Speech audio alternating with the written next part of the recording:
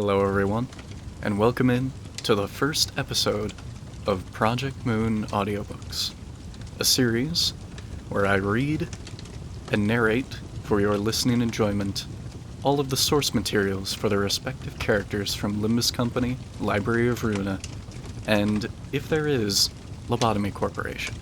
I hope you enjoy. Today's first episode involves The Metamorphosis by Franz Kafka, which was the inspiration for the character Gregor from Limbus Company.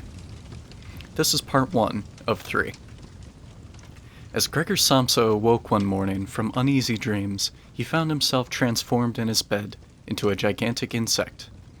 He was lying on his hard, as if it were armor-plated, back, and when he lifted his head a little, he could see his dome-like brown belly divided into stiff, arched segments on top of which the bed quilt could hardly keep in position and was about to slide off completely. His numerous legs, which were pitifully thin compared to the rest of his bulk, waved helplessly before his eyes. "What has happened to me?" he thought. It was no dream. His room, a regular human bedroom, only rather too small, lay quiet between the 4 familial walls. Above the table on which a collection of cloth samples was unpacked and spread out, Samsa was a commercial traveler, hung the picture which he had recently cut out of an illustrated magazine and put into a pretty gilt frame. It showed a lady, with a fur cap on and a fur stole, sitting upright and holding out to the spectator a huge fur muff into which the whole of her forearm had vanished. Gregor's eyes turned next to the window, and the overcast sky. One could hear raindrops beating on the window gutter. Made him quite melancholy. What about sleeping a little longer and forgetting all this nonsense, he thought, but it could not be done, for he was accustomed to sleep on his right side, and in his present condition he could not turn himself over. However violently he forced himself toward his right side, he always rolled onto his back again. He tried it at least 100 times, shutting his eyes to keep from seeing his struggling legs, and only desisted when he began to feel in his side a faint dull ache he had never experienced before. "Oh God," he thought, "what an exhausting job I've picked on. Traveling day in, day out. It's much more irritating work than doing the actual business in the office, and on top of that there's the trouble of constant traveling, of worrying about train connections, the bed and irregular meals, casual acquaintances that are always new and never become intimate friends. The devil take it all!" He felt a slight itching up on his belly, slowly pushed himself on his back nearer to the top of the bed so that he could lift his head more easily, identified the itching place which was surrounded by many small white spots, the nature of which he could not understand, and made to touch it with a leg, but drew the leg back immediately, for the contact made a cold shiver run through him. He slid down again into his former position. This getting up early, he thought, makes one quite stupid. A man needs his sleep. Other commercials live like harem women. For instance, when I come back to the hotel of a morning to write up the orders I've got, these others are only sitting down to breakfast. Let me just try that with my chief. I'd be sacked on the spot. Anyhow, that might be quite a good thing for me. Who can tell? If I didn't have to hold my hand because of my parents, I'd have given notice long ago. I'd have gone to the chief and told him exactly what I think of him. That would knock him endways from his desk. It's a queer way of doing, too. This sitting on high at a desk and talking down to employees, especially when they have to come quite near because the chief is hard of hearing. Well, there's still hope. Once I've saved enough money to pay back my parents' debt to him, that should take another 5 or 6 years. I'll do it without fail. I'll cut myself completely loose then. For the moment, though, I'd better get up, since my train goes at 5. He looked at the alarm clock ticking on the chest. Heavenly Father, he thought. It was 6:30 o'clock, and the hands were quietly moving on. It was even past the half hour. It was getting on toward 6:45. Had the alarm clock not gone off? From the bed, one could see that it had been properly set for 4 o'clock. Of course it must have gone off. Yes, but was it possible to sleep quietly through that ear-splitting noise? Well, he had not slept quietly, yet apparently all the more soundly for that. But what was he to do now? The next train went at 7 o'clock. To catch that, he would need to hurry like mad, and his samples weren't even packed up, and he himself wasn't feeling particularly fresh and active. And even if he did catch the train, he wouldn't avoid a row with the chief, since the firm's potter would have been waiting for the 5 o'clock train and would have long since reported his failure to turn up. The porter was a creature of the chief's, spineless and stupid. Well, supposing he were to say he was sick. But that would be most unpleasant and would look suspicious, since during his 5 years' employment he had not been ill once. The chief himself would be sure to come with the sick insurance doctor, would reproach his parents with their son's laziness, and would cut all excuses short by referring to the insurance doctor, who of course regarded all mankind as perfectly healthy malingerers. And would he be so far wrong on this occasion? Gregor really felt quite well, apart from a drowsiness that was utterly superfluous after such a long sleep, and he was even unusually hungry. As all this was running through his mind at top speed without his being able to decide to leave his bed, the alarm clock had just struck 7:15. There came a cautious tap at the door behind the head of his bed. "Gregor," said a voice. It was his mother's. "It's 7:15. Hadn't you a train to catch?" That gentle voice! Gregor had a shock as he heard his own voice answering hers. Unmistakably his own voice. It was true, but with a persistent, horrible twittering squeak behind it, like an undertone, which left the words in their clear shape only for the first moment, and then rose up, reverberating around them to destroy their sense, so that one could not be sure one had heard them rightly. Gregor wanted to answer at length and explain everything, but in the circumstances he confined himself to saying, Yes, thank you, Mother. I'm getting up now." The wooden door between them must have kept the change in his voice from being noticeable outside, for his mother contented herself with this statement and shuffled away. Yet this brief exchange of words had made the other members of the family aware that Gregor was still in the house, as they had not expected, and at one of the side doors his father was already knocking, gently, yet with his fist. Gregor, he called. "What's the matter with you?" And after a little while he called again in a deeper voice. Gregor! At the other side door his sister was saying in a low, plaintive tone, "Gregor, aren't you well? Are you needing anything?" He answered them both at once. "I'm just ready," and it is best to make his voice sound as normal as possible by enunciating the words very clearly and leaving long pauses between them. So his father went back to his breakfast, but his sister whispered, "Gregor, open the door, do." However, he was not thinking of opening the door, and felt thankful for the prudent habit he had acquired in traveling of locking all doors during the night, even at home. His immediate intention was to get up quietly without being disturbed, to put on his clothes, and above all eat his breakfast, and only then consider what else was to be done, since in bed, he was well aware, his meditations would come to no sensible conclusion. He remembered that often enough in bed he had felt small aches and pains, probably caused by awkward postures, which had proved purely imaginary once he got up, and he looked forward eagerly to seeing this morning's delusions gradually fall away. That the change in his voice was nothing but the precursor of a severe chill, a standing ailment of commercial travelers, he had not the least possible doubt. To get rid of the quilt was quite easy. He had only to inflate himself a little, and it fell off by itself.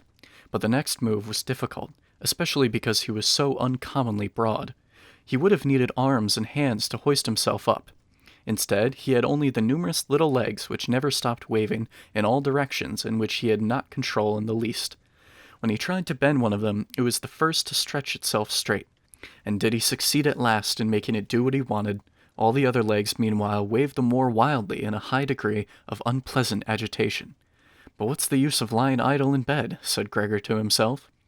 He thought that he might get out of bed with the lower part of his body first, but this lower part, which he had not yet seen and of which he could form no clear conception, proved too difficult to move. It shifted so slowly, and when finally, almost wild with annoyance, he gathered his forces together and thrust out recklessly, he had miscalculated the direction and bumped heavily against the lower end of the bed, and the stinging pain he felt informed him that precisely this lower part of his body was at the moment probably the most sensitive. So he tried to get the top part of himself out first, and cautiously moved his head toward the edge of the bed. That proved easy enough, and despite its breadth and the mass of the bulk of his body at last slowly followed the movement of his head. Still, when he finally got his head free over the edge of the bed, he felt too scared to go on advancing. For after all, if he let himself fall in this way, it would take a miracle to keep his head from being injured. And at all costs he must not lose consciousness now, precisely now. He would rather stay in bed. But when, after a repetition of the same efforts, he lay in his former position again, sighing, and watched his little legs struggle against each other more wildly than ever, if that were possible, and saw no way of bringing any order into this arbitrary confusion, He told himself again that it was impossible to stay in bed, and that the most sensible course was to risk everything for the smallest hope of getting away from it. At the same time, he did not forget to remind himself occasionally that cool reflection, the coolest possible, was much better than desperate resolves. In such moments he focused his eyes as sharply as possible on the window, but, unfortunately, the prospect of the morning fog, which muffled even the other side of the narrow street, brought him little encouragement and comfort. 7 o'clock already, he said to himself when the alarm clock chimed again. 7 o'clock already, and still such a thick fog. And for a little while he lay quiet, breathing lightly, as if perhaps expecting such complete repose to restore all things to their real and normal condition. But then he said to himself, "Before it strikes 7:15, I must be quite out of this bed, without fail. Anyhow, by that time someone will have come from the office to ask for me, since it opens before 7. And he set himself to rocking his whole body at once in a regular rhythm, with the idea of swinging it out of the bed. If he tipped himself out in that way, he could keep his head from injury by lifting it at an acute angle when he fell. His back seemed to be hard and was not likely to suffer from a fall on the carpet. His biggest worry was the loud crash he would not be able to help making, which would probably cause anxiety, if not terror, behind all the doors. Still, he must take the risk. When he was already half out of the bed, the new method was more a game than an effort, for he needed only to hitch himself across by rocking to and fro. It struck him how simple it would be if he could get help. 2 strong people, he thought of his father and the servant girl, would be amply sufficient. They would only have to thrust their arms under his convex back, lever him out of the bed, bend down with their burden, and then be patient enough to let him turn himself right over onto the floor, where it was to be hoped his legs would then find their proper function. Well, ignoring the fact that the doors were all locked, ought he really to call for help? In spite of his misery, he could not suppress a smile at the very idea of it. He had got so far that he could barely keep his equilibrium when he rocked himself strongly, and he would have to nerve himself very soon for the final decision, since in 5 minutes' time it would be 7:15, when the front doorbell rang. "That's someone from the office," he said to himself, and grew almost rigid, while his little legs only jigged about all the faster. For a moment everything stayed quiet. "They're not going to open the door," said Gregor to himself, catching at some kind of irrational hope. But then, of course, the servant girl went as usual to the door with her heavy tread and opened it. Gregor needed only to hear the first good morning of the visitor to know immediately who it was, the chief clerk himself.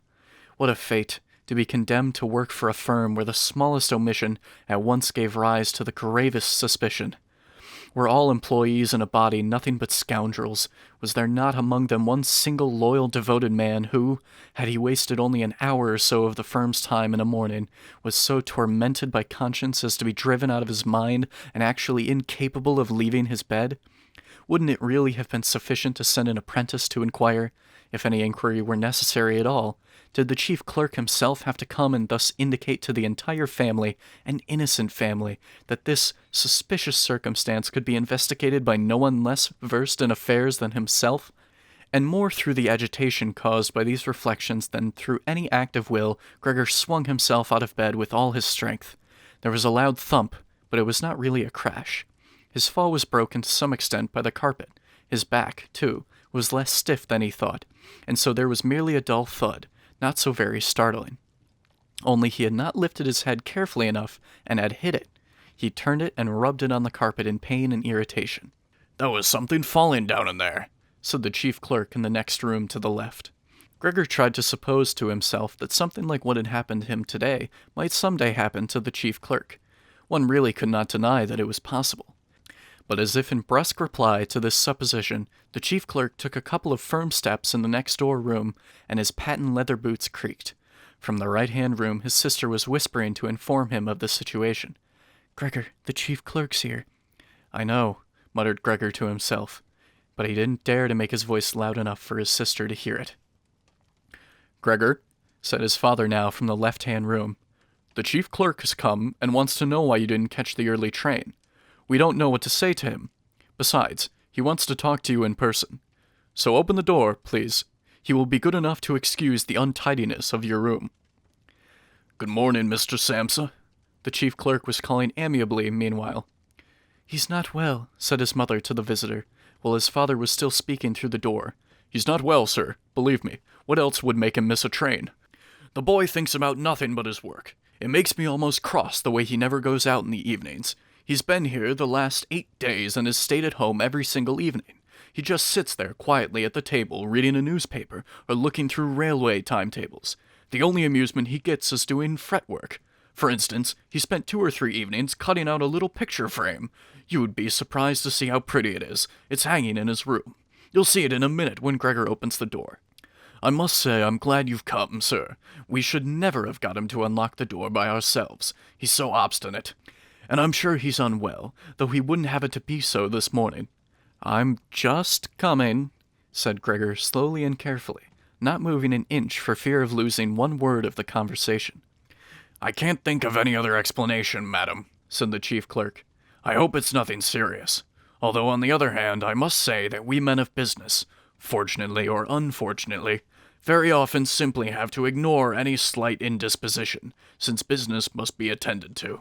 "Well, can the chief clerk come in now?" asked Gregor's father impatiently, again knocking on the door. "No," said Gregor. In the left-hand room, a painful silence followed this refusal. In the right-hand room, his sister began to sob. Why didn't his sister join the others? She was probably newly out of bed and hadn't even begun to put on her clothes yet.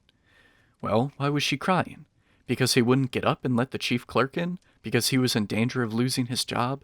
And because the chief would begin dunning his parents again for the old debts? Surely these were things one didn't need to worry about for the present. Gregor was still at home, and not in the least thinking of deserting the family. At the moment, true, he was lying on the carpet, and no one knew the condition he was in could seriously expect him to admit the chief clerk.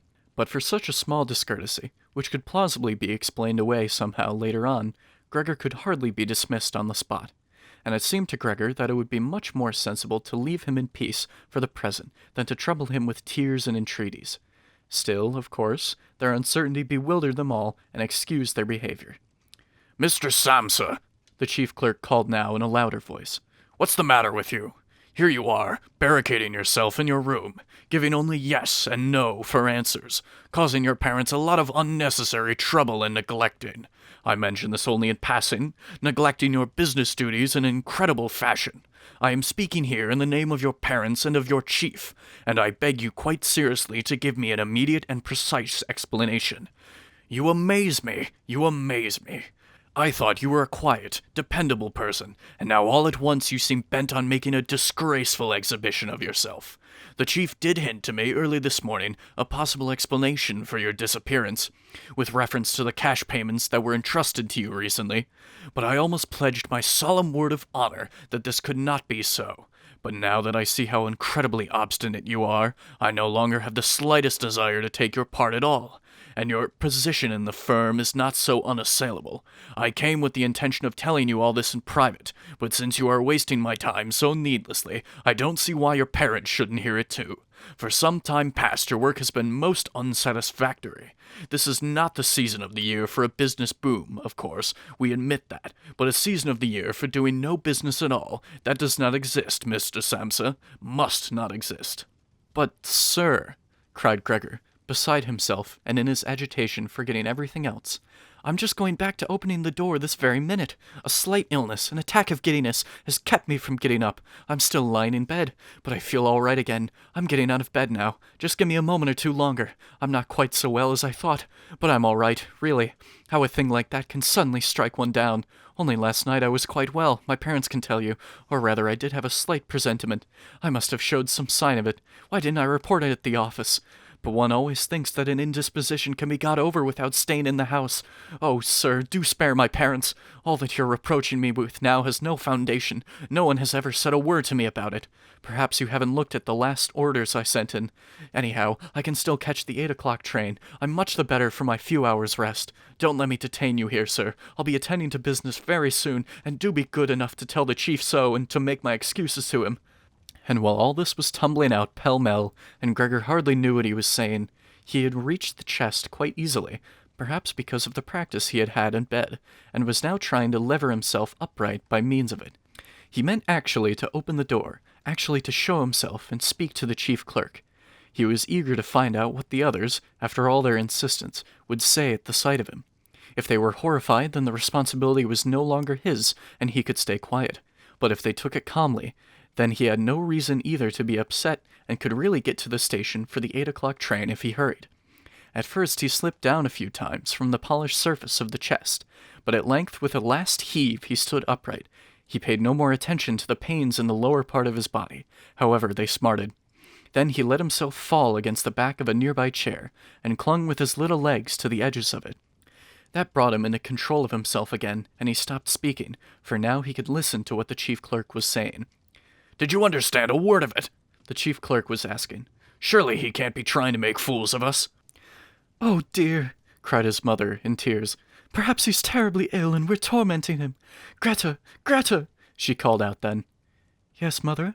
called his sister from the other side. They were calling to each other across Gregor's room. "You must go this minute for the doctor. Gregor is ill. Go for the doctor, quick. Did you hear how he was speaking?" "That was no human voice," said the chief clerk in a voice noticeably low beside the shrillness of his mother's. "Anna? Anna!" His father was calling through the hall to the kitchen, clapping his hands. "Get a locksmith at once." And the two girls were already running through the hall with a swish of skirts. How could his sister have got dressed so quickly, and were tearing the front door open? There was no sound of it closing again. They had evidently left it open, as one does in houses where some great misfortune has happened. But Gregor was now much calmer. The words he uttered were no longer understandable, apparently, although they seemed clear enough to him, even clearer than before, perhaps because his ear had grown accustomed to the sound of them. Yet at any rate, people now believed that something was wrong with him, and were ready to help him.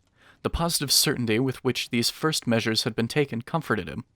He felt himself drawn once more into the human circle, and hoped for great and remarkable results from both the doctor and the locksmith, without really distinguishing precisely between them. To make his voice as clear as possible for the decisive conversation that was now imminent, he coughed a little, as quietly as he could, of course, since this noise too might not sound like a human cough for all he was able to judge. In the next room, meanwhile, there was complete silence. Perhaps his parents were sitting at the table with the chief clerk, whispering. Perhaps they were all leaning against the door and listening.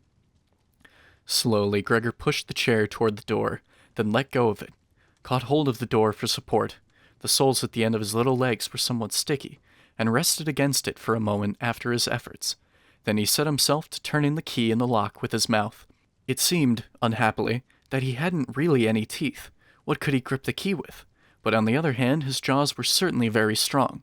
With their help, he did manage to set the key in motion, heedless of the fact that he was undoubtedly damaging them somewhere, since a brown fluid issued from his mouth, flowed over the key, and dripped on the floor. "Just listen to that," said the chief clerk next door. "He's turning the key." There was a great encouragement to Gregor, but they should all have shouted encouragement to him, his father and mother too. "Go on, Gregor," they should have called out. "Keep going. Hold on to that key." And in the belief that they were all following his efforts intently, he clenched his jaws recklessly on the key with all the force at his command. As the turning of the key progressed, he circled around the lock, holding on now only with his mouth, pushing on the key as required, or pulling it down again with all the weight of his body. The louder click of the finally yielding lock literally quickened Gregor. With a deep breath of relief, he said to himself, "So I didn't need the locksmith," and laid his head on the handle to open the door wide. Since he had to pull the door toward him, he was still invisible when it was really wide open. He had to edge himself slowly around the near half of the double door, and to do it very carefully if he was not to fall plump upon his back just on the threshold. He was still carrying out this difficult maneuver, with no time to observe anything else, when he heard the chief clerk utter a loud, "Oh!" It sounded like a gust of wind, and now he could see the man, standing as he was nearest to the door, clapping one hand before his open mouth and slowly backing away as if driven by some invisible steady pressure. His mother, in spite of the chief clerk's being there, her hair was still undone and sticking up in all directions, first clasped her hands and looked at his father, then took 2 steps toward Gregor and fell on the floor among her outspread skirts, her face quite hidden on her breast. His father nodded his fist with a fierce expression on his face, as if he meant to knock Gregor back into his room, then looked uncertainly around the living room, covered his eyes with his hands, and wept till his great chest heaved. Gregor did not go now into the living room, but leaned against the inside of the firmly shut wing of the door, so that only half his body was visible and his head above it bending sideways to look at the others. The light had meanwhile strengthened. On the other side of the street, one could see clearly a section of the endlessly long, dark gray building opposite. It was a hospital, abruptly punctuated by its row of regular windows. The rain was still falling, but only in large, singly discernible and literally singly splashing drops. The breakfast dishes were set out on the table lavishly, for breakfast was the most important meal of the day to Gregor's father, who lingered it out for hours over various newspapers. Right opposite Gregor on the wall hung a photograph of himself in military service, as a lieutenant, hand on sword, a carefree smile on his face, inviting one to respect the uniform and military bearing. The door leading to the hall was open, and one could see that the front door stood open too, showing the landing beyond and the beginning of the stairs going down. "Well," said Gregor, knowing perfectly that he was the only one who had retained any composure. "I'll put my clothes on at once, pack up my samples, and start off. Will you only let me go? You see, sir, I'm not obstinate, and I'm willing to work. Traveling is a hard life, but I couldn't live without it. Where are you going, sir? To the office? Yes? Will you give a true account of all this?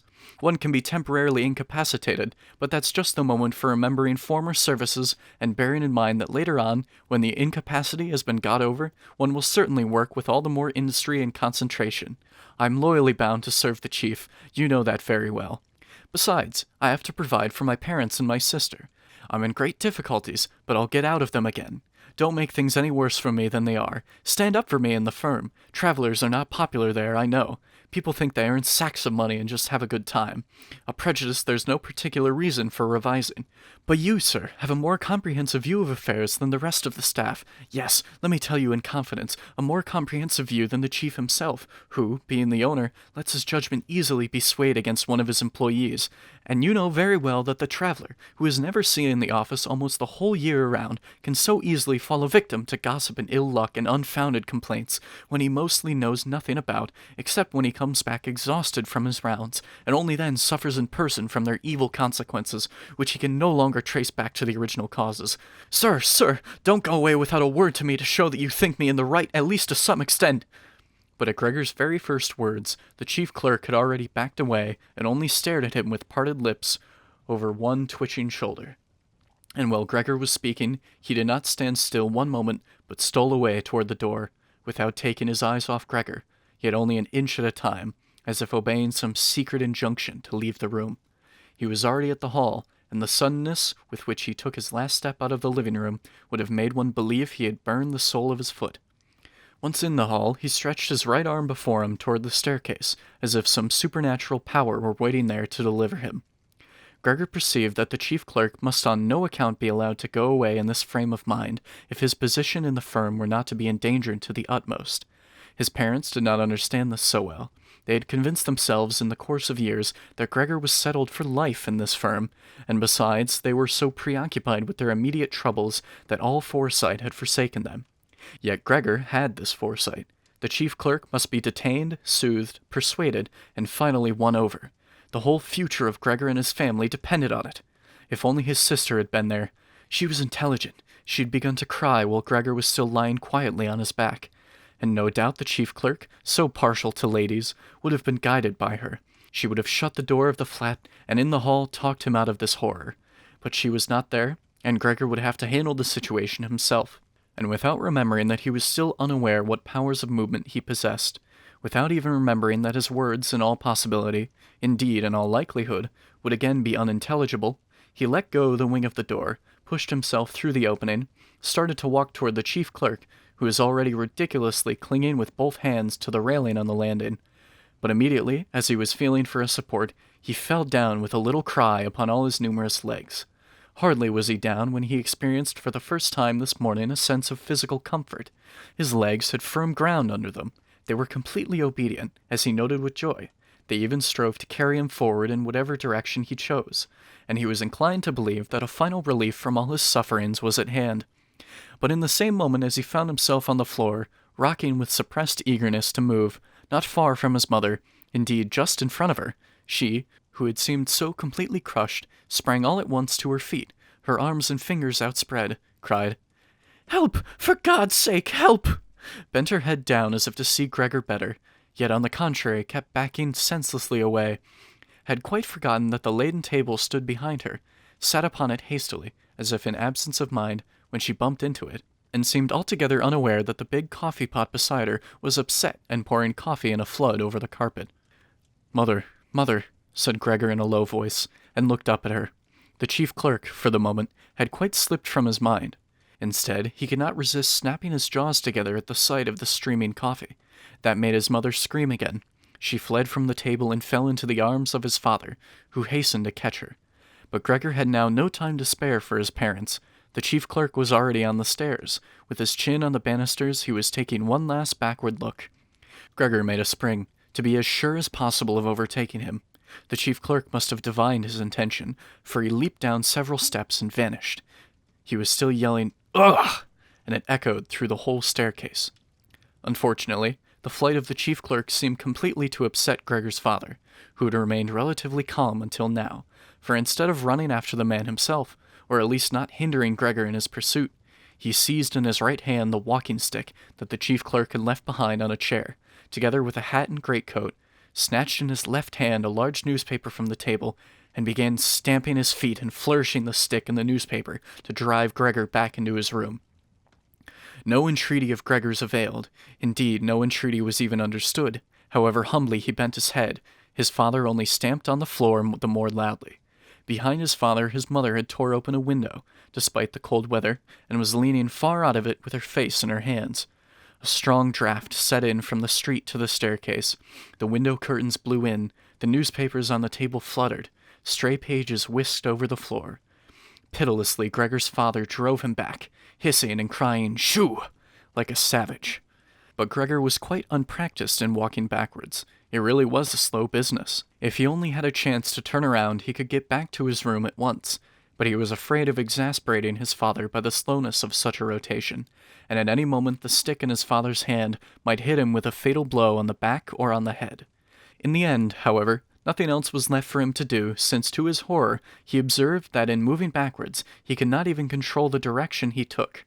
And so, keeping an anxious eye on his father all the time over his shoulder, he began to turn around as quickly as he could, which was in reality very slowly. Perhaps his father noted his good intentions, for he did not interfere except every now and then to help him in the maneuver from a distance with the point of the stick. If only he would have stopped making that unbearable hissing noise. It made Gregor quite lose his head. He had turned almost completely around when the hissing noise so distracted him that he even turned a little the wrong way again. But when at last his head was fortunately right in front of the doorway, it appeared that his body was too broad simply to get through the opening. His father, of course, in his present mood, was far from thinking of such a thing as opening the other half of the door to let Gregor have enough space. He had merely the fixed idea of driving Gregor back into his room as quickly as possible. He would never have suffered Gregor to make the circumstantial preparations for standing up on end and perhaps slipping his way through the door. Maybe he was now making more noise than ever to urge Gregor forward, as if no obstacle impeded him. To Gregor, anyhow, the noise in his rear sounded no longer like the voice of one single father. This was really no joke, and Gregor thrust himself, come what might, into the doorway. One side of his body rose up. He was tilted at an angle in the doorway. His flank was quite bruised. Horrid blotches stained the white door. Soon he was stuck fast and, left to himself, could not have moved at all. His legs on one side fluttered trembling in the air. Those on the other were crushed painfully to the floor. When from behind his father gave him a strong push, which was literally a deliverance, and he flew far into the room, bleeding freely. The door was slammed behind him with the stick, and then at last there was silence. Not until it was twilight did Gregor awake out of a deep sleep, more like a swoon than a sleep. He would certainly have waked up of his own accord not much later, for he felt himself sufficiently rested and well slept, but it seemed to him as if a fleeting step and a cautious shutting of the door leading into the hall had aroused him. The electric lights in the street cast a pale sheen here and there on the ceiling and the upper surfaces of the furniture, but down below, where he lay, it was dark. Slowly, awkwardly trying out his feelers, which he now first learned to appreciate, he pushed his way to the door to see what had been happening there. His left side felt like one single long, unpleasantly tense scar, and he had actually to limp on his 2 rows of legs. One little leg, moreover, had been severely damaged in the course of that morning's events. It was almost a miracle that only one had been damaged, and trailed uselessly behind him. He had reached the door before he discovered what had really drawn him to it, the smell of food. for there stood a basin filled with fresh milk in which floated little sops of white bread. He could almost have laughed with joy, since he was now still hungrier than in the morning, and he dipped his head almost over the eyes straight into the milk. But soon in disappointment he withdrew it again. Not only did he find it difficult to feed because of his tender left side, and he could only feed with the palpitating collaboration of his whole body, he did not like the milk either, although milk had been his favorite drink, and that was certainly why his sister had set it there for him. Indeed, it was almost with repulsion that he turned away from the basin and crawled back to the middle of the room.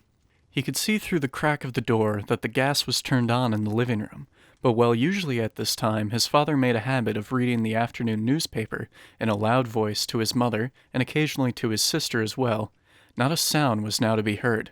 Well, perhaps his father had recently given up this habit of reading aloud, which his sister had mentioned so often in conversation and in her letters. But there was the same silence all around, although the flat was certainly not empty of occupants. "What a quiet life our family has been leading," said Gregor to himself, and as he sat there motionless, staring into the darkness, he felt great pride in the fact that he had been able to provide such a life for his parents and sister in such a fine flat. But what if all the quiet, the comfort, the contentment were now to end in horror? To keep himself from being lost in such thoughts, Gregor took refuge in movement and crawled up and down the room. Once, during the long evening, one of the side doors was opened a little and quickly shut again. Later, the other side door, too. Someone had apparently wanted to come in and then thought better of it. Gregor now stationed himself immediately before the living room door, determined to persuade any hesitating visitor to come in, or at least to discover who it might be. But the door was not open again, and he waited in vain. In the early morning, when the doors were locked, they had all wanted to come in. Now that he had opened one door and the other had apparently been opened during the day, no one came in, and even the keys were on the other side of the doors. It was late at night before the gas went out in the living room, and Gregor could easily tell that his parents and his sister had all stayed awake until then, for he could clearly hear the three of them stealing away on tiptoe. No one was likely to visit him, not until the morning, that was certain, so he had plenty of time to meditate at his leisure on how he was to arrange his life afresh. But the lofty, empty room in which he had to lie flat on the floor filled him with an apprehension he could not account for, since it had been his very own room for the past 5 years, and with a half-unconscious action, not without a slight feeling of shame, he scuttled under the sofa, where he felt comfortable at once, although his back was a little cramped and he could not lift his head up, and his only regret was that his body was too broad to get the whole of it under the sofa. He stayed there all night, spending the time partly in a light slumber, from which his hunger kept waking him up with a start, and partly in worrying and sketching vague hopes, which all led to the same conclusion, that he must lie low for the present and, by exercising patience and the utmost consideration, help the family to bear the inconvenience he was bound to cause them in his present condition. Very early in the morning, it was still almost night, Gregor had the chance to test the strength of his new resolutions, for his sister, nearly fully dressed, opened the door from the hall and peered in. She did not see him at once, yet when she caught sight of him under the sofa, well, he had to be somewhere, he couldn't have flown away, could he? She was so startled that without being able to help it, she slammed the door shut again. But as if regretting her behavior, she opened the door again immediately and came in on tiptoe, as if she were visiting an invalid or even a stranger. Gregor had pushed his head forward to the very edge of the sofa and watched her. Would she notice that he had left the milk standing, and not for lack of hunger, and would she bring in some other kind of food more to his taste? If she did not do it of her own accord, he would rather starve than draw her attention to the fact, although he felt a wild impulse to dart out from under the sofa, throw himself at her feet, and beg her for something to eat. But his sister at once noticed, with surprise, that the basin was still full, except for a little milk that had been spilled all around it. She lifted it immediately, not with her bare hands, true, but with a cloth, and carried it away. Gregor was wildly curious to know what she would bring instead, and made various speculations about it. Yet what she actually did next, in the goodness of her heart, he could never have guessed at. To find out what he liked, she brought him a whole selection of food, all set out on an old newspaper. There were old, half-decayed vegetables, bones from last night's supper covered with a white sauce that had thickened, some raisins and almonds, a piece of cheese that Gregor would have called uneatable 2 days ago, a dry roll of bread, a buttered roll, and a roll both buttered and salted. Besides all that, she set down again the same basin, into which she had poured some water, and which was apparently to be reserved for his exclusive use.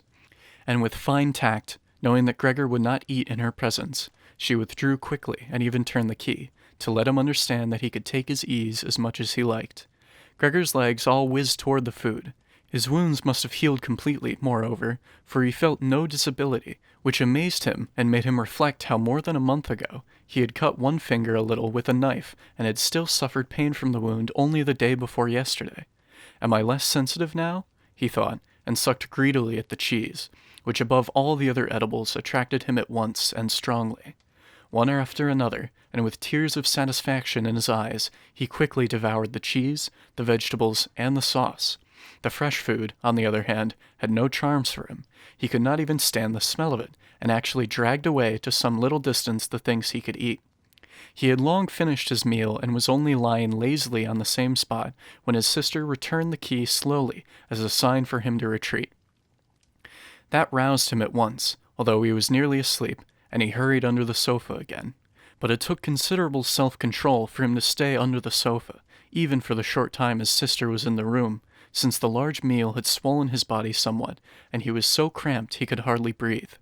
Slight attacks of breathlessness afflicted him, and his eyes were starting a little out of his head as he watched his unsuspecting sister sweeping together with a broom not only the remains of what he had eaten, but even the things he had not touched, as if these were now of no use to anyone, and hastily shoveling it all into a bucket, which she covered with a wooden lid and carried away. Hardly had she turned her back when Gregor came from under the sofa and stretched and puffed himself out.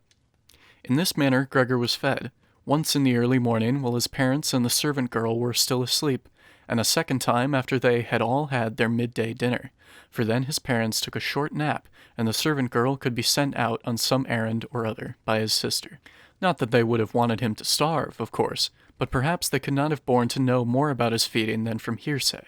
Perhaps, too, his sister wanted to spare them such little anxieties wherever possible, since they had quite enough to bear as it was. Under what pretext the doctor and the locksmith had been got rid of on that first morning Gregor could not discover, for since what he said was not understood by the others, it never struck any of them, not even his sister, that he could understand what they said, and so whenever his sister came into his room, he had to content himself with hearing her utter only a sigh now and then and an occasional appeal to the saints. Later on, when she had got a little used to the situation, of course she could never get completely used to it, she sometimes threw out a remark which was kindly meant or could be so interpreted. "Well, he liked his dinner today," she would say when Gregor had made a good clearance of his food, and when he had not eaten, which gradually happened more and more often, she would say almost sadly, "Everything's been left standing again." But although Gregor could get no news directly, he overheard a lot from the neighboring rooms, and as soon as voices were audible, he would run to the door of the room concerned and press his whole body against it. In the first few days especially, there was no conversation that did not refer to him somehow, even if only indirectly. For 2 whole days there were family consultations at every mealtime about what should be done, but also between meals the same subject was discussed, for there were always at least 2 members of the family at home, since no one wanted to be alone in the flat, and to leave it quite empty was unthinkable. And on the very first of these days, the household cook, it was not quite clear what and how much she knew of the situation, went down on her knees to his mother and begged leave to go, and when she departed, a quarter of an hour later, she gave thanks for her dismissal, with tears in her eyes, as if for the greatest benefit that could have been conferred on her, and without any prompting swore a solemn oath that she would never say a single word to anyone about what had happened. Now Gregor's sister had to cook too, helping her mother. True, the cooking did not amount to much, for they ate scarcely anything. Gregor was always hearing one of the family vainly urging another to eat, and getting no answer but, "Thanks, I've had all I want," or something similar. Perhaps they drank nothing either. Time and again his sister kept asking his father if he wouldn't like some beer, and offered kindly to go and fetch it herself, and when he made no answer suggested that she could ask the concierge to fetch it, so that he need feel no sense of obligation, but then a round "no" came from his father, and no more was said about it. In the course of that very first day, Gregor's father explained the family's financial position and prospects to both his mother and his sister. Now and then he rose from the table to get some voucher or memorandum out of the small safe he had rescued from the collapse of his business 5 years earlier. one could hear him opening the complicated lock and rustling papers out and shutting it again. This statement made by his father was the first cheerful information Gregor had heard since his imprisonment. He had been of the opinion that nothing at all was left over from his father's business. At least his father had never said anything to the contrary, and of course he had not asked him directly. At that time, Gregor's sole desire was to do his utmost to help the family to forget as soon as possible the catastrophe that had overwhelmed the business and thrown them all into a state of complete disrepair. And so he had set to work with unusual ardor and almost overnight had become a commercial traveler instead of a little clerk, with of course much greater chances of earning money, and his success was immediately translated into good round coin which he could lay on the table for his amazed and happy family. These had been fine times, and they had never recurred, at least not with the same sense of glory, although later on Gregor had earned so much money that he was able to meet the expenses of the whole household and did so. They had simply got used to it, both the family and Gregor. The money was gratefully accepted and gladly given, but there was no special uprush of warm feeling. With his sister alone had he remained intimate, and it was a secret plan of his that she, who loved music, unlike himself, and could play movingly on the violin, should be sent next year to study at the conservatorium, despite the great expense that would entail, which must be made up in some other way. During his brief visits home, the conservatorium was often mentioned in the talks he had with his sister, but always merely as a beautiful dream which could never come true, and his parents discouraged even these innocent references to it. Yet Gregor had made up his mind firmly about it, and meant to announce the fact with due solemnity on Christmas Day. Such were the thoughts, completely futile in his present condition, that went through his head as he stood clinging upright to the door and listening. Sometimes, out of sheer weariness, he had to give up listening and let his head fall negligently against the door, but he always had to pull himself together again at once, for even the slight sound his head made was audible next door and brought all conversation to a stop. "What can he be doing now?" his father would say after a while, obviously turning toward the door, and only then would the interrupted conversation gradually be set going again.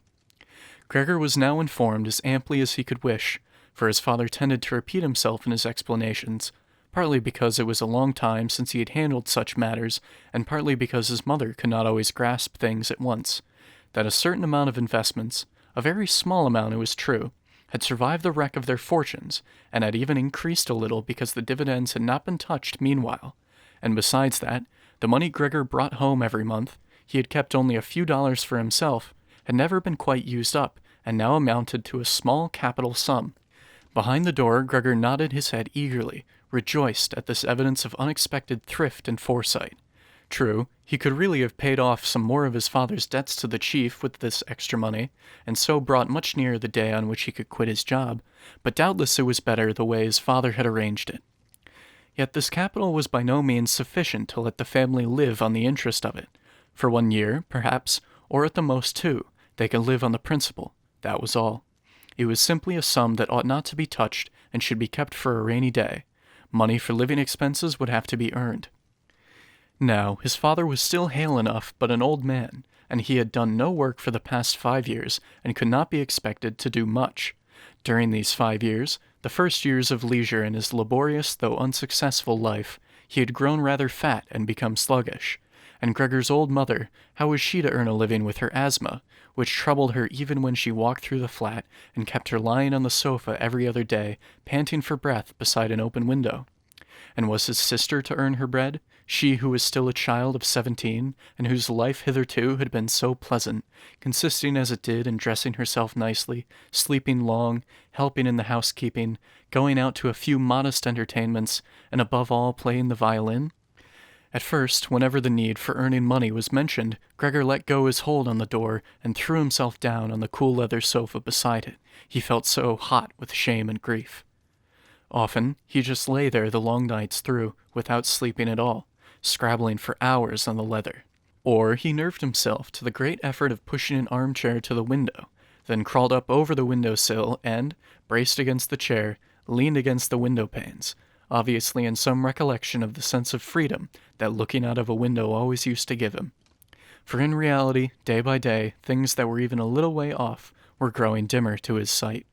The hospital across the street, which he used to execrate for being all too often before his eyes, was now quite beyond his range of vision, and if he had not known that he lived in Charlotte Street, a quiet street, but still a city street, he might have believed that his window gave on a desert waste where gray sky and gray land blended indistinguishably into each other. His quick-witted sister only needed to observe twice that the armchair stood by the window. After that, whenever she had tidied the room, she always pushed the chair back to the same place at the window, and even left the inner casements open. If he could have spoken to her and thanked her for all she had to do for him, he could have borne her ministrations better. As it was, they oppressed him. She certainly tried to make as light as possible of whatever was disagreeable in her task, and as time went on she succeeded, of course, more and more, but time brought more enlightenment to Gregor, too. The way she came in distressed him.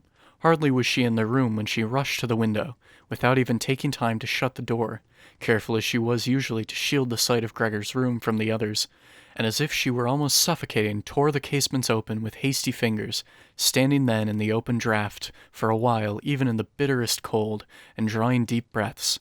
This noisy scurry of hers upset Gregor twice a day. He would crouch trembling under the sofa all the time, knowing quite well that she would certainly have spared him such a disturbance had she found it at all possible to stay in his presence without opening the window.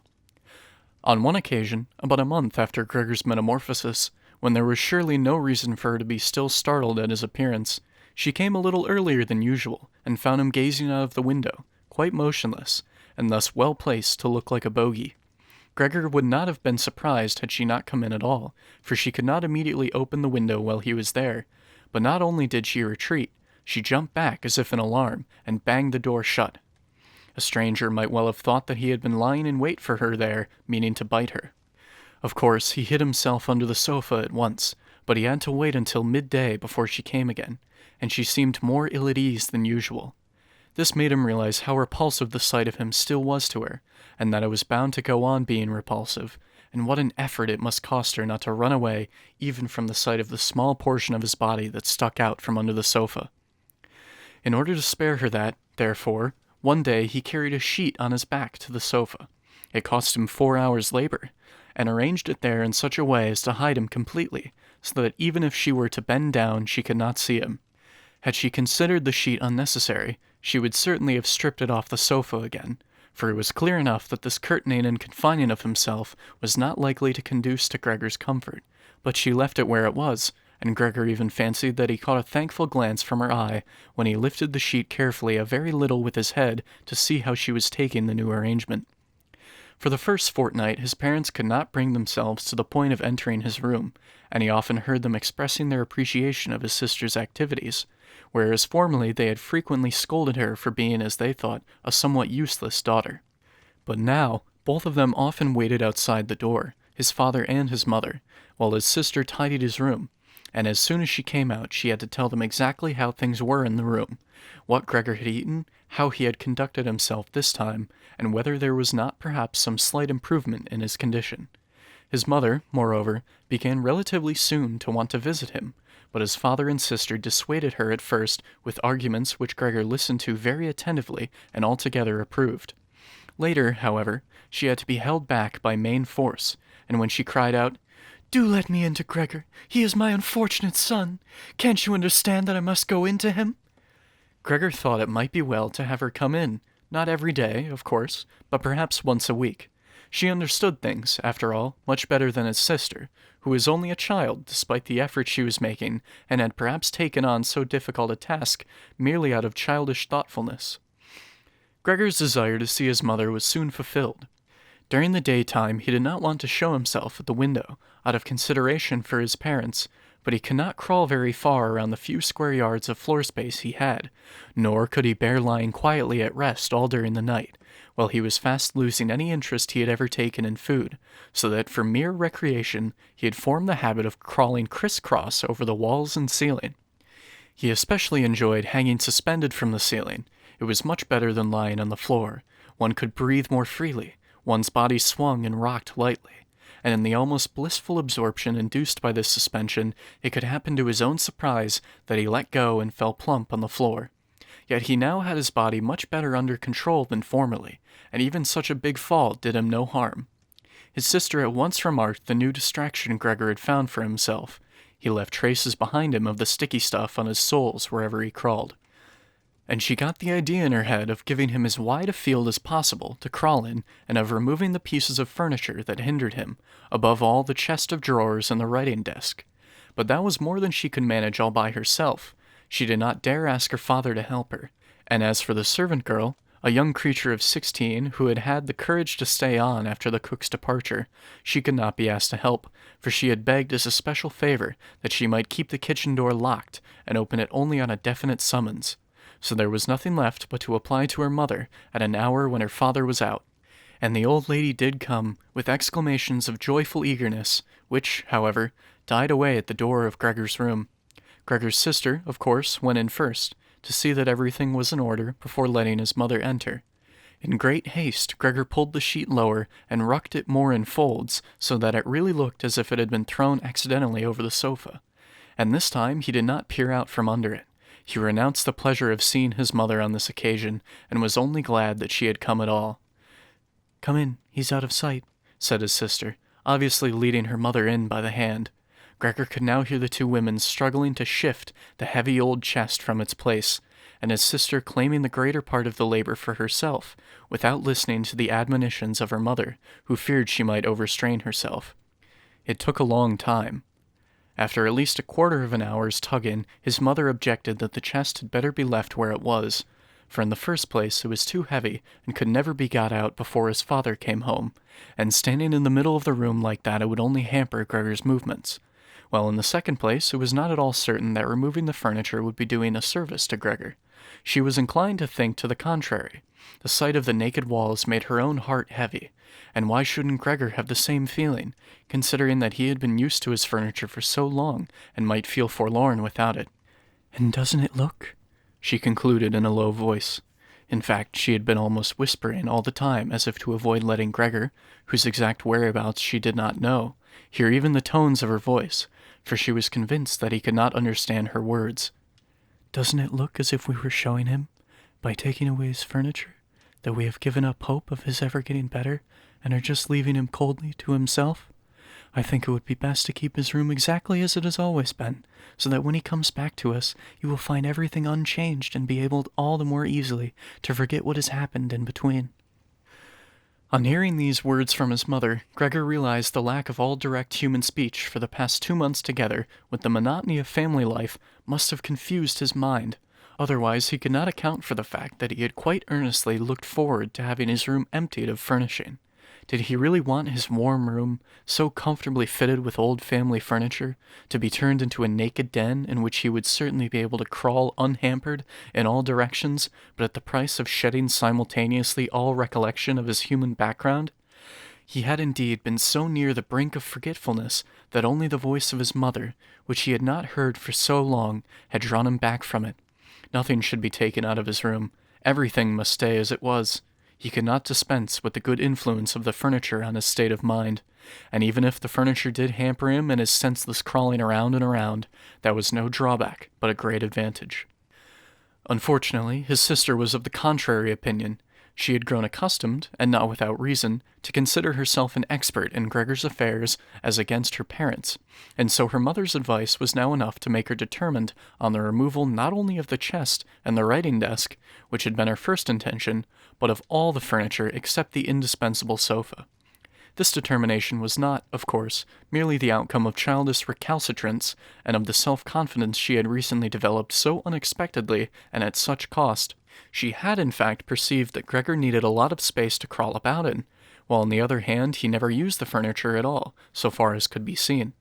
Another factor might also have been the enthusiastic temperament of an adolescent girl, which seeks to indulge itself on every opportunity, and which now tempted Greta to exaggerate the horror of her brother's circumstances in order that she might do all the more for him.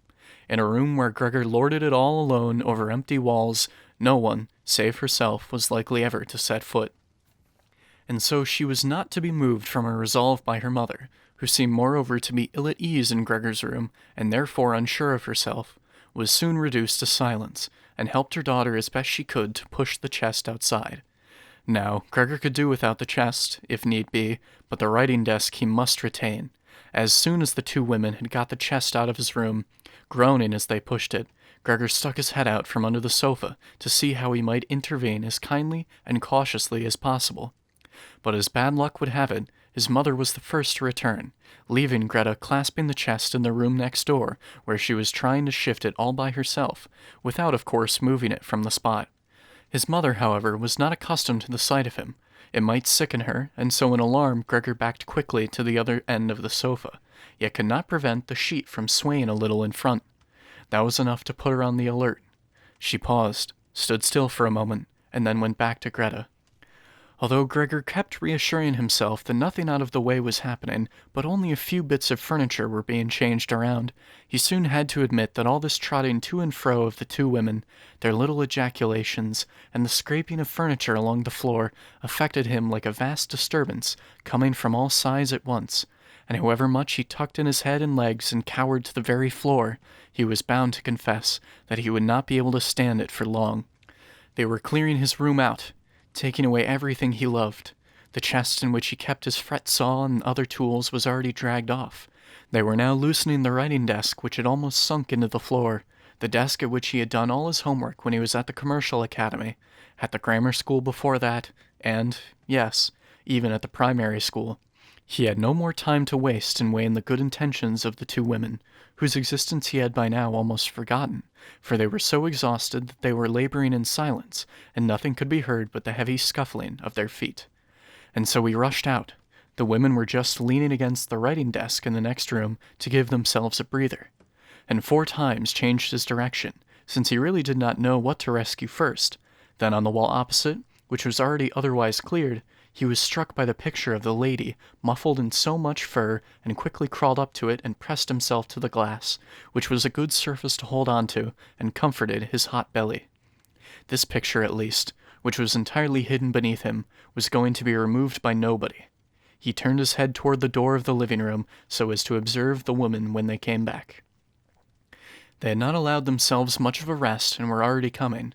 Greta had twined her arm around her mother and was almost supporting her. "Well, what shall we take now?" said Greta, looking around. Her eyes met Gregor's from the wall.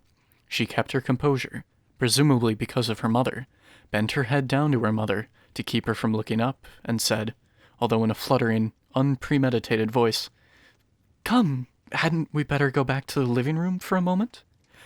Her intentions were clear enough to Gregor. She wanted to bestow her mother in safety, and then chase him down from the wall.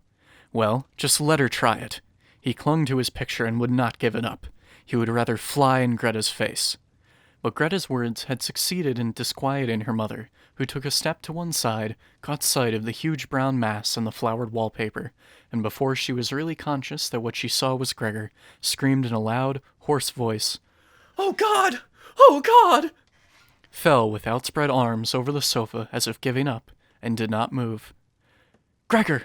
cried his sister, shaking her fist and glaring at him. This was the first time she had directly addressed him since his metamorphosis. She ran into the next room for some aromatic essence with which to rouse her mother from her fainting fit. Gregor wanted to help too. There was still time to rescue the picture, but he was stuck fast to the glass and had to tear himself loose. He then ran after his sister into the next room, as if he could advise her, as he used to do, but then had to stand helplessly behind her. She, meanwhile, searched among various small bottles, and when she turned around, started in alarm at the sight of him. One bottle fell on the floor and broke. A splinter of glass cut Gregor's face, and some kind of corrosive medicine splashed him. Without pausing a moment longer, Greta gathered up all the bottles she could carry and ran to her mother with them. She banged the door shut with her foot. Gregor was now cut off from his mother, who was perhaps nearly dying because of him. He dared not open the door for fear of frightening away his sister, who had to stay with her mother. There was nothing he could do but wait, and harassed by self-reproach and worry, he began now to crawl to and fro over everything, walls, furniture, and ceiling, and finally, in his despair, when the whole room seemed to be reeling around him, fell down onto the middle of the big table. A little while elapsed. Gregor was still lying there feebly, and all around was quiet. Perhaps that was a good omen. Then the doorbell rang. The servant girl was of course locked in her kitchen, and Greta would have to open the door. It was his father. "What's been happening?" were his first words. Greta's face must have told him everything. Greta answered in a muffled voice, apparently hiding her head on his breast. Mother has been fainting, but she's better now. Gregor's broken loose. Just what I expected, said his father. Just what I've been telling you, but you women would never listen. It was clear to Gregor that his father had taken the worst interpretation of Greta's all too brief statement and was assuming that Gregor had been guilty of some violent act. Therefore, Gregor must now try to propitiate his father, since he had neither time nor means for an explanation, and so he fled to the door of his own room and crouched against it, to let his father see as soon as he came in from the hall that his son had the good intention of getting back into his room immediately, and that it was not necessary to drive him there, but that if only the door were opened he would disappear at once.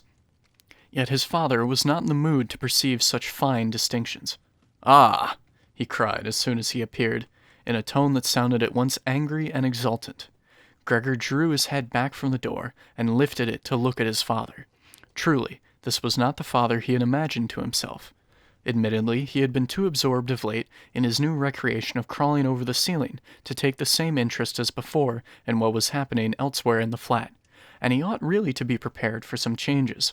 And yet, could that be his father?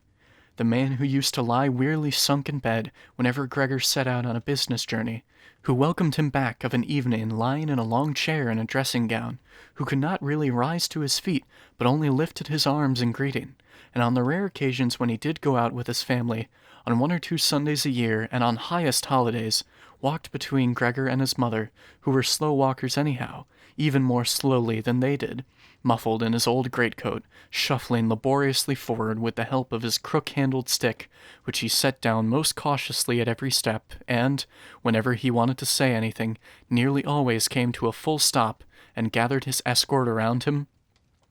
Now he was standing there in fine shape, dressed in a smart blue uniform with gold buttons, such as bank messengers wear. His strong double chin bulged over the stiff, high collar of his jacket. From under his bushy eyebrows his black eyes darted fresh and penetrating glances. His one-time tangled white hair had been combed flat on either side of a shining and carefully exact parting. He pitched his cap, which bore a gold monogram, probably the badge of some bank, in a wide sweep across the room onto a sofa, and with the tail ends of his jacket thrown back, his hands in his trouser pockets, advanced with a grim visage toward Gregor. Likely enough, he did not himself know what he meant to do. At any rate, he lifted his feet uncommonly high, and Gregor was dumbfounded at the enormous size of his shoe soles. But Gregor could not risk standing up to him, aware as he had been from the very first day of his new life that his father believed only the severest measures suitable for dealing with him. And so he ran before his father, stopping when he stopped and scuttling forward again when his father made any kind of move. In this way they circled the room several times without anything decisive happening. Indeed, the whole operation did not even look like a pursuit, because it was carried out so slowly. And so Gregor did not leave the floor, for he feared that his father might take as a piece of peculiar wickedness any excursion of his over the walls or the ceiling. All the same, he could not stay this course much longer, for while his father took one step, he had to carry out a whole series of movements. He was already beginning to feel breathless, just as in his former life his lungs had not been very dependable. As he was staggering along, trying to concentrate his energy on running, hardly keeping his eyes open, in his dazed state never even thinking of any other escape than simply going forward, and having almost forgotten that the walls were free to him, which in this room were well provided with finely carved pieces of furniture full of knobs and crevices. Suddenly, something lightly flung landed close behind him and rolled before him. It was an apple. A second apple followed immediately. Gregor came to a stop in alarm. There was no point in running on, for his father was determined to bombard him. He had filled his pockets with fruit from the dish on the sideboard, and was now shying apple after apple, without taking particularly good aim for the moment. The small red apples rolled about the floor as if magnetized and cannoned into each other. An apple thrown without much force grazed Gregor's back and glanced off harmlessly, but another following immediately landed right on his back and sank in. Gregor wanted to drag himself forward, as if this startling, incredible pain could be left behind him, but he felt as if nailed to the spot, and flattened himself out in a complete derangement of all his senses. With his last conscious look, he saw the door of his room being torn open and his mother rushing out ahead of his screaming sister in her underbodice, for her daughter had loosened her clothing to let her breathe more freely and recover from her swoon. He saw his mother rushing toward his father, leaving one after another behind her on the floor, her loosened petticoats, stumbling over her petticoats straight to his father and embracing him, in complete union with him. But here Gregor's sight began to fail, with her hands clasped around his father's neck as she begged for her son's life. The serious injury done to Gregor, which disabled him for more than a month, the apple went on sticking in his body as a visible reminder, since no one ventured to remove it, seemed to have made even his father recollect that Gregor was a member of the family, despite his present unfortunate and repulsive shape, and ought not to be treated as an enemy, that, on the contrary, family duty required the suppression of disgust and the exercise of patience, nothing but patience. And although his injury had impaired, probably forever, his powers of movement, and for the time being it took him long, long minutes to creep across his room like an old invalid, there was no question now of crawling up the wall. Yet in his own opinion he was sufficiently compensated for this worsening of his condition by the fact that toward evening the living-room door, which he used to watch intently for an hour or two beforehand, was always thrown open, so that lying in the darkness of his room, invisible to the family, he could see them all at the lamp-lit table and listen to their talk, by general consent as it were, very different from his earlier eavesdropping. True, their intercourse lacked the lively character of former times, which he had always called to mind with a certain wistfulness in the small hotel bedrooms where he had been wont to throw himself down, tired out, on damp bedding. They were now mostly very silent. Soon after supper, his father would fall asleep in his armchair. His mother and sister would admonish each other to be silent. His mother, bending low over the lamp, stitched at fine sewing for an underwear firm. His sister, who had taken a job as a salesgirl, was learning shorthand and French in the evenings on the chance of bettering herself. Sometimes his father woke up, and as if quite unaware that he had been sleeping, said to his mother, "What a lot of sewing you're doing today," and at once fell asleep again, while the two women exchanged a tired smile. With a kind of mulishness, his father persisted in keeping his uniform on even in the house. His dressing gown hung uselessly on its peg, and he slept fully dressed where he sat, as if he were ready for service at any moment, and even here only at the beck and call of his superior. As a result, his uniform, which was not brand new to start with, began to look dirty, despite all the loving care of the mother and sister to keep it clean, and Gregor often spent whole evenings gazing at the many greasy spots on the garment, gleaming with gold buttons always in a high state of polish, in which the old man sat sleeping in extreme discomfort, and yet quite peacefully. As soon as the clock struck 10, his mother tried to rouse his father with gentle words, and to persuade him after that to get into bed, for sitting there he could not have a proper sleep, and that was what he needed most, since he had to go on duty at 6. But with the mulishness that had obsessed him since he became a bank messenger, he always insisted on staying longer at the table, although he regularly fell asleep again, and in the end only with the greatest trouble could be got out of his armchair and into his bed. However insistently Gregor's mother and sister kept urging him with gentle reminders, he would go on slowly shaking his head for a quarter of an hour, keeping his eyes shut, and refused to get to his feet. The mother plucked at his sleeve, whispering endearments in his ear. The sister left her lessons to come to her mother's help, but Gregor's father was not to be caught. He would only sink down deeper in his chair. Not until the two women hoisted him up by the armpits did he open his eyes and look at them both, one after the other, usually with the remark, "This is a life. This is the peace and quiet of my old age." And leaning on the two of them, he would heave himself up, with difficulty, as if he were a great burden to himself, suffer them to lead him as far as the door, and then wave them off and go on alone, while the mother abandoned her needlework and the sister her pen in order to run after him and help him farther. Who could find time, in this overworked and tired-out family, to bother about Gregor more than was absolutely needful? The household was reduced more and more. The servant girl was turned off. A gigantic bony charwoman with white hair flying around her head came in morning and evening to do the rough work. Everything else was done by Gregor's mother, as well as great piles of sewing. Even various family ornaments, which his mother and sister used to wear with pride at parties and celebrations, had to be sold, as Gregor discovered of an evening from hearing them all discuss the prices obtained. But what they lamented most was the fact that they could not leave the flat, which was much too big for their present circumstances, because they could not think of any way to shift Gregor. Yet Gregor saw well enough that consideration for him was not the main difficulty preventing the removal, for they could have easily shifted him in some suitable box with a few air holes in it. What really kept them from moving into another flat was rather their own complete hopelessness and the belief that they had been singled out for a misfortune such as had never happened to any of their relations or acquaintances. They fulfilled to the uttermost all that the world demands of poor people. The father fetched breakfast for the small clerks in the bank. The mother devoted her energy to making underwear for strangers. The sister trotted to and fro behind the counter at the behest of customers. But more than this, they had not the strength to do. And the wound in Gregor's back began to nag at him afresh when his mother and sister, after getting his father into bed, came back again, left their work lying, drew close to each other, and sat cheek by cheek. When his mother, pointing toward his room, said, "Shut that door now, Greta," and he was left again in darkness, while next door the women mingled their tears, or perhaps sat dry-eyed staring at the table. Gregor hardly slept at all by night or by day. He was often haunted by the idea that next time the door opened, he would take the family's affairs in hand again, just as he used to do. Once more, after this long interval, there appeared in his thoughts the figures of the chief and the chief clerk, the commercial travelers and the apprentices, the porter who was so dull-witted, 2 or 3 friends in other firms, a chambermaid in one of the rural hotels, a sweet and fleeting memory, a cashier in a milliner's shop, whom he had wooed earnestly but too slowly.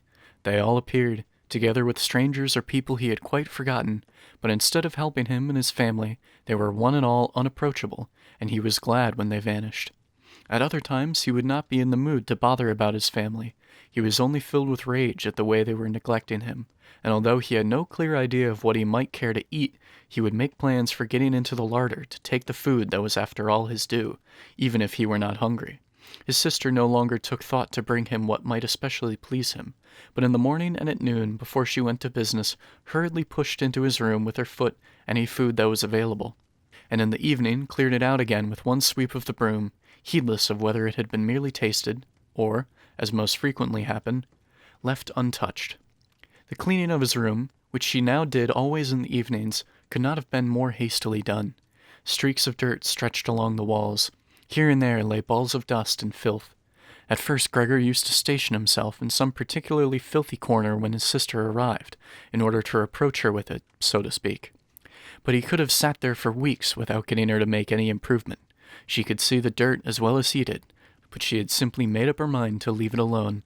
And yet, with a touchiness that was new to her, which seemed anyhow to have infected the whole family, she jealously guarded her claim to be the sole caretaker of Gregor's room. His mother once subjected his room to a thorough cleaning, which was achieved only by means of several buckets of water. All this dampness, of course, upset Gregor too, and he lay widespread, sulky, and motionless on the sofa. But she was well punished for it. Hardly had his sister noticed the changed aspect of his room that evening than she rushed in high dudgeon into the living room and, despite the imploringly raised hands of her mother, burst into a storm of weeping, while her parents, her father had of course been startled out of his chair, looked on at first in helpless amazement. Then they too began to go into action.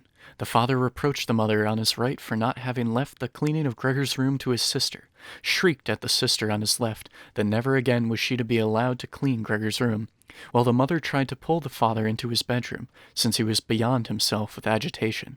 The sister, shaken with sobs, then beat upon the table with her small fists, and Gregor hissed loudly with rage, because not one of them thought of shutting the door to spare him such a spectacle and so much noise. Still, even if the sister, exhausted by her daily work, had grown tired of looking after Gregor as she did formerly, there was no need for his mother's intervention or for Gregor's being neglected at all. The charwoman was there.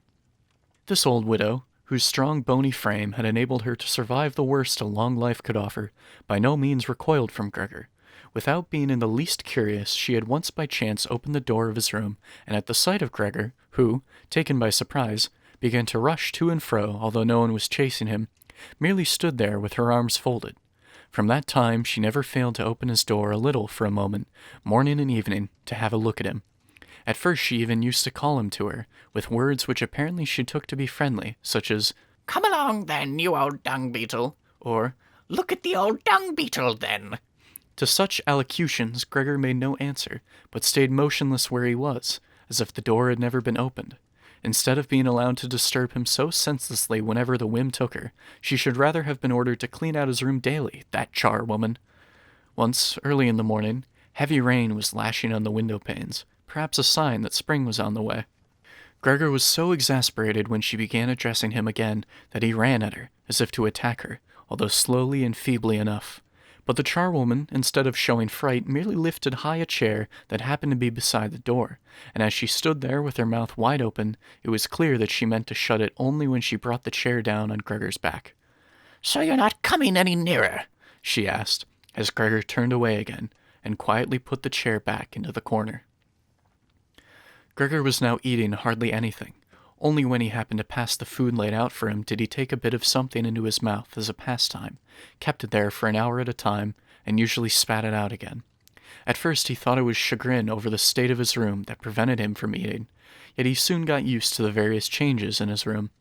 It had become a habit in the family to push into his room things there was no room for elsewhere, and there were plenty of these now, since one of the rooms had been let to 3 lodgers.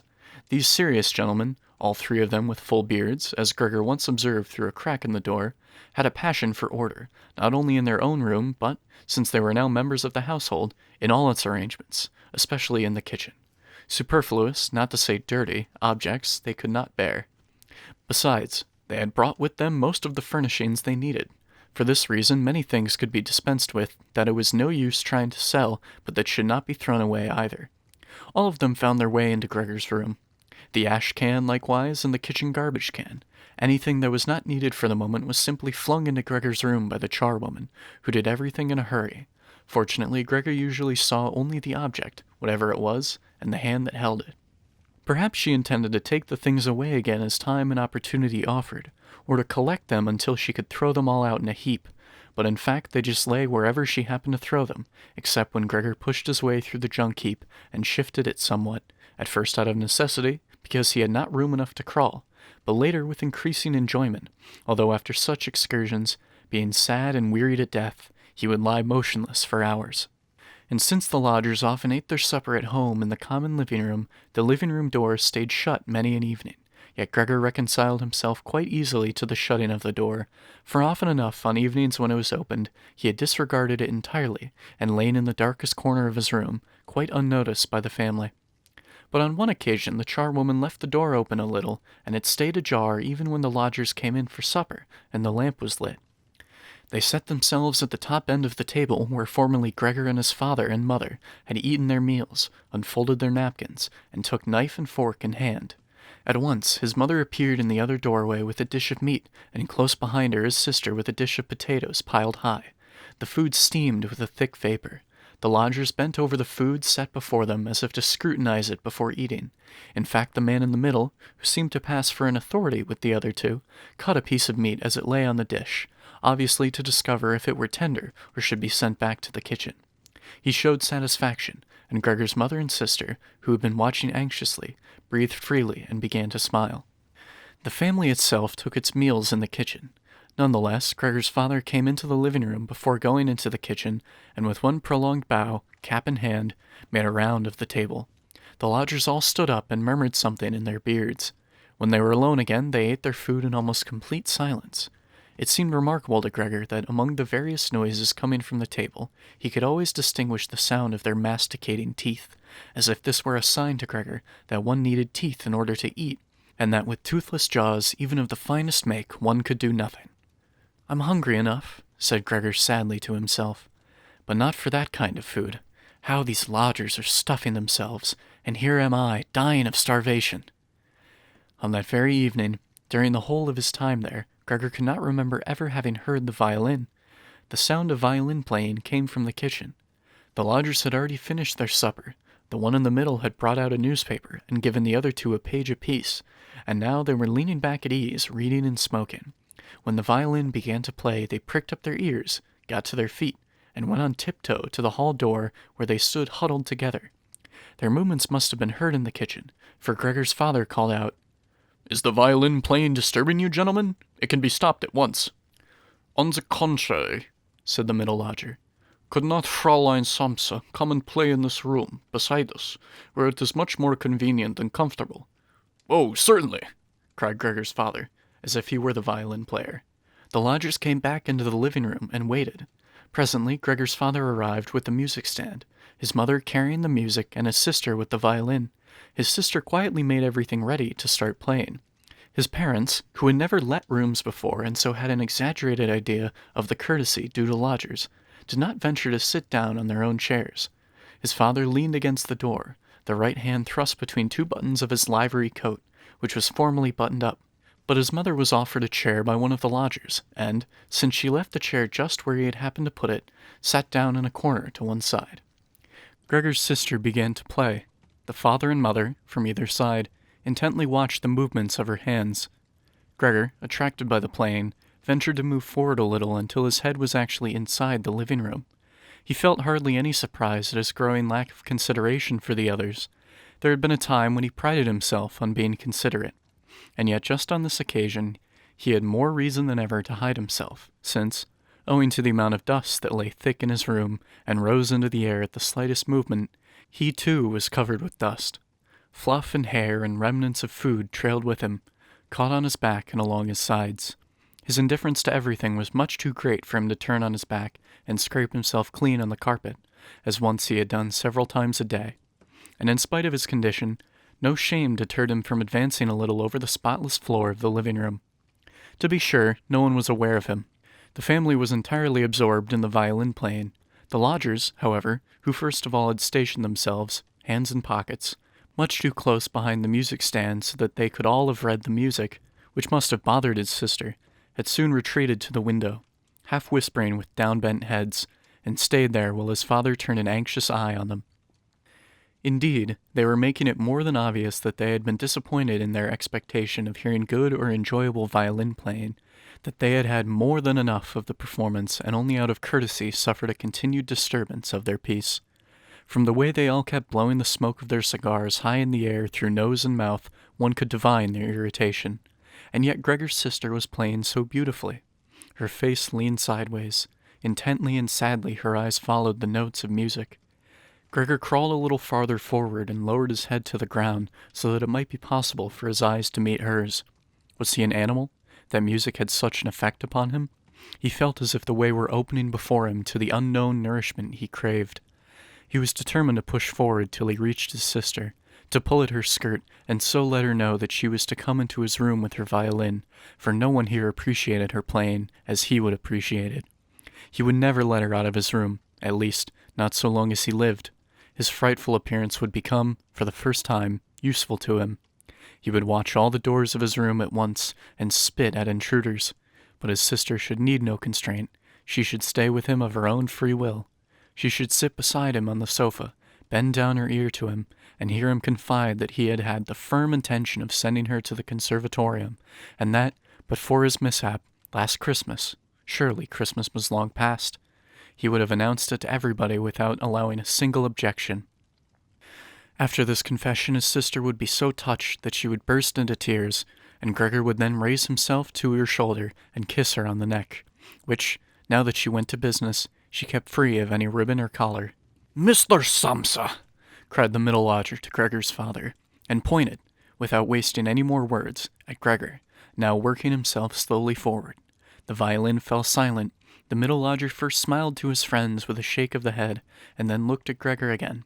Instead of driving Gregor out, his father seemed to think it more needful to begin by soothing down the lodgers, although they were not at all agitated, and apparently found Gregor more entertaining than the violin playing. He hurried toward them, and, spreading out his arms, tried to urge them back into their own room, and at the same time to block their view of Gregor. They now began to be really a little angry. One could not tell whether because of the old man's behavior, or because it had just dawned on them that all unwittingly they had such a neighbor as Gregor next door. They demanded explanations of his father. They waved their arms like him, tugged uneasily at their beards, and only with reluctance backed toward their room. Meanwhile, Gregor's sister, who stood there as if lost when her playing was so abruptly broken off, came to life again, pulled herself together all at once after standing for a while, holding violin and bow in nervelessly hanging hands and staring at her music, pushed her violin into the lap of her mother, who was still sitting in her chair fighting asthmatically for breath, and ran into the lodger's room, to which they were now being shepherded by her father rather more quickly than before. One could see the pillows and blankets on the beds flying under her accustomed fingers and being laid in order. Before the lodgers had actually reached their room, she had finished making the beds and slipped out. The old man seemed once more to be so possessed by his mulish self-assertiveness that he was forgetting all the respect he should show to his lodgers. He kept driving them on and driving them on, until in the very door of the bedroom, the middle lodger stamped his foot loudly on the floor, and so brought him to a halt. "I beg to announce," said the lodger, lifting one hand and looking also at Gregor's mother and sister, "that because of the disgusting conditions prevailing in this household and family," here he spat at the floor with emphatic brevity, "I give you notice on the spot. Naturally, I won't pay you a penny for the days I have lived here. On the contrary, I shall consider bringing an action for damages against you, based on claims, believe me, that will be easily susceptible of proof." He ceased and stared straight in front of him, as if he expected something. In fact, his two friends at once rushed into the breach with these words, "And we too give notice on the spot." On that he seized the door handle and shut the door with a slam. Gregor's father, groping with his hands, staggered forward and fell into his chair.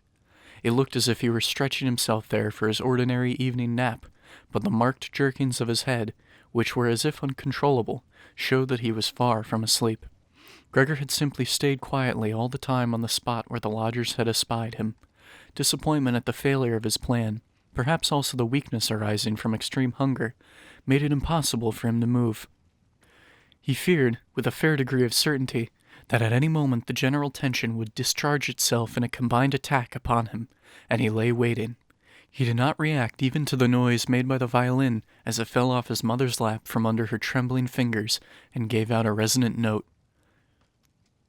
"My dear parents," said his sister, slapping her hand on the table by way of introduction, "things can't go on like this.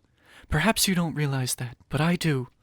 I won't utter my brother's name in the presence of this creature, and so all I say is, we must try to get rid of it. We've tried to look after it and to put up with it as far as is humanly possible, and I don't think anyone could reproach us in the slightest." "She is more than right," said Gregor's father to himself. His mother, who was still choking for lack of breath, began to cough hollowly into her hand, with a wild look in her eyes. His sister rushed over to her and held her forehead. His father's thoughts seemed to have lost their vagueness at Greta's words. He sat more upright, fingering his service cap that lay among the plates still lying on the table from the lodger's supper, and from time to time looked at the still form of Gregor. "We must try to get rid of it," his sister now said explicitly to her father, since her mother was coughing too much to hear a word. "It will be the death of both of you. I can see that coming. When one has to work as hard as we do, all of us, one can't stand this continual torment at home on top of it. At least I can't stand it any longer." And she burst into such a passion of sobbing that her tears dropped on her mother's face, where she wiped them off mechanically. "My dear," said the old man sympathetically, and with evident understanding, "but what can we do?" Gregor's sister merely shrugged her shoulders to indicate the feeling of helplessness that had now overmastered her during her weeping fit, in contrast to her former confidence. "If you could understand us," said her father, half questioningly. Greta, still sobbing, vehemently waved a hand to show how unthinkable that was. "If he could understand us," repeated the old man, shutting his eyes to consider his daughter's conviction that understanding was impossible, "then perhaps we might come to some agreement with him. But as it is—" "He must go," cried Gregor's sister. "That's the only solution, father. You must just try to get rid of the idea that this is Gregor. The fact that we've believed it for so long is the root of all our trouble. But how can it be Gregor? If this were Gregor, he would have realized long ago that human beings can't live with such a creature, and he'd have gone away on his own accord. Then we wouldn't have any brother, but we'd be able to go on living and keep his memory in honor. As it is, this creature persecutes us, drives away our lodgers, obviously wants the whole apartment to himself, and would have us all sleep in the gutter. Just look, father!" she shrieked all at once. "He's at it again!" And in an access of panic that was quite incomprehensible to Gregor, she even quitted her mother, literally thrusting the chair from her as if she would rather sacrifice her mother than stay so near to Gregor and rush behind her father, who also rose up, being simply upset by her agitation, and half spread his arms out as if to protect her. Yet Gregor had not the slightest intention of frightening anyone, far less his sister. He had only begun to turn around in order to crawl back to his room, but it was certainly a startling operation to watch, since because of his disabled condition, he could not execute the difficult turning movements except by lifting his head and then bracing it against the floor over and over again. He paused and looked around. His good intentions seemed to have been recognized. The alarm had only been momentary. Now they were all watching him in melancholy silence.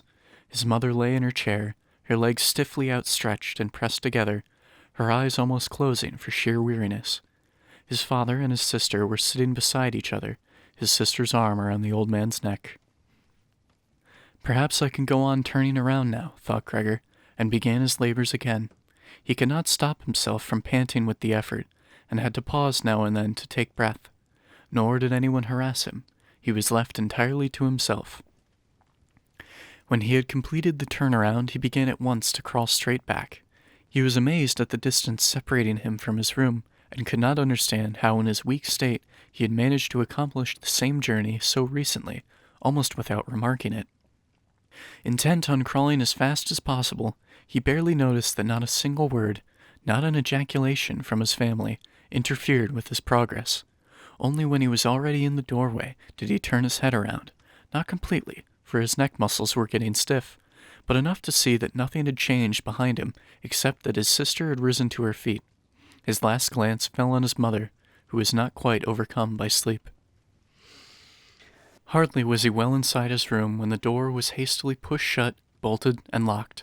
The sudden noise in his rear startled him so much that his little legs gave beneath him. It was his sister who had shown such haste. She had been standing ready waiting, and had made a light spring forward. Gregor had not even heard her coming, and she cried, "At last!" to her parents as she turned the key in the lock. "And what now?" said Gregor to himself, looking around in the darkness. Soon he made the discovery that he was now unable to stir a limb. This did not surprise him. Rather, it seemed unnatural that he should ever actually have been able to move on these feeble legs. Otherwise, he felt relatively comfortable. True, his whole body was aching, but it seemed that the pain was gradually growing less and would finally pass away. The rotting apple in his back and the inflamed area around it, all covered with soft dust, already hardly troubled him. He thought of his family with tenderness and love. The decision that he must disappear was one that he held to even more strongly than his sister, if that were possible. In this state of vacant and peaceful meditation he remained until the clock tower struck 3 in the morning. The first broadening of light in the world outside the window entered his consciousness once more. Then his head sank to the floor of its own accord, and from his nostrils came the last faint flicker of his breath. When the charwoman arrived early in the morning, what between her strength and her impatience she slammed all the doors so loudly, never mind how often she had been begged not to do so, that no one in the whole apartment could enjoy any quiet sleep after her arrival. She noticed nothing unusual as she took her customary peep into Gregor's room. She thought he was lying motionless on purpose, pretending to be in the sulks. She credited him with every kind of intelligence. Since she happened to have the long-handled broom in her hand, she tried to tickle him up with it from the doorway. When that too produced no reaction, she felt provoked and poked at him a little harder, and only when she had pushed him along the floor without meeting any resistance was her attention aroused. It did not take her long to establish the truth of the matter, and her eyes widened. She let out a whistle, yet did not waste much time over it, but tore open the door of the Samsa's bedroom and yelled into the darkness at the top of her voice, "Just look at this! It's dead! It's lying here dead and done for!" Mr. and Mrs. Samsa started up in their double bed, and before they realized the nature of the charwoman's announcement, had some difficulty in overcoming the shock of it. But then they got out of bed quickly, one on either side, Mr. Samsa throwing a blanket over his shoulders, Mrs. Samsa in nothing but her nightgown. In this array they entered Gregor's room. Meanwhile, the door of the living room opened, too, where Greta had been sleeping since the advent of the lodgers. She was completely dressed as if she had not been to bed, which seemed to be confirmed also by the paleness of her face. "Dead?" said Mrs. Samsa, looking questioningly at the charwoman. although she would have investigated for herself, and the fact was obvious enough without investigation. "I should say so," said the charwoman, proving her words by pushing Gregor's corpse a long way to one side with her broomstick. Mrs. Samsa made a movement as if to stop her, but checked it. "Well," said Mr. Samsa, "now thanks be to God." He crossed himself, and the three women followed his example. Greta, whose eyes never left the corpse, said, "Just see how thin he was. It's such a long time since he's eaten anything. The food came out again just as it went in." Indeed, Gregor's body was completely flat and dry, as could only now be seen when it was no longer supported by the legs, and nothing prevented one from looking closely at it. "Come in beside us, Greta, for a little while," said Mrs. Samsa with a tremulous smile, and Greta, not without looking back at the corpse, followed her parents into their bedroom. The charwoman shut the door and opened the window wide. Although it was so early in the morning that a certain softness was perceptible in the fresh air, after all, it was already the end of March. The three lodgers emerged from their room and were surprised to see no breakfast. They had been forgotten. "Where's our breakfast?" said the middle lodger peevishly to the charwoman, but she put her finger to her lips and hastily, without a word, indicated by gestures that they should go into Gregor's room. They did so and stood, their hands in the pockets of their somewhat shabby coats, around Gregor's corpse in the room where it was now fully light. At that, the door of the Samsa's bedroom opened, and Mr. Samsa appeared in his uniform, his wife on one arm, his daughter on the other.